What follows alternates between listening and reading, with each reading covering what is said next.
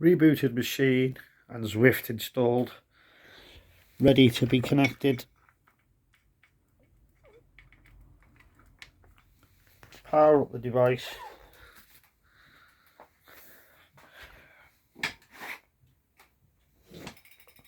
Wake up the device.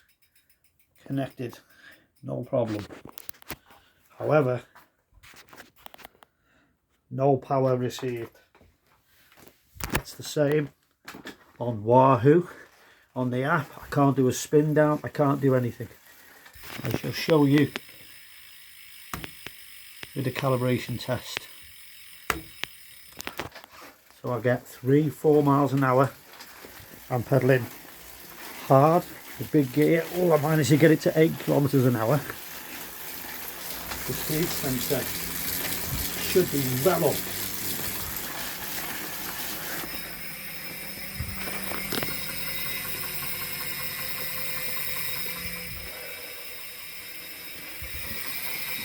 Cannot get it up. Speed sensors, power sensors, everything not working properly.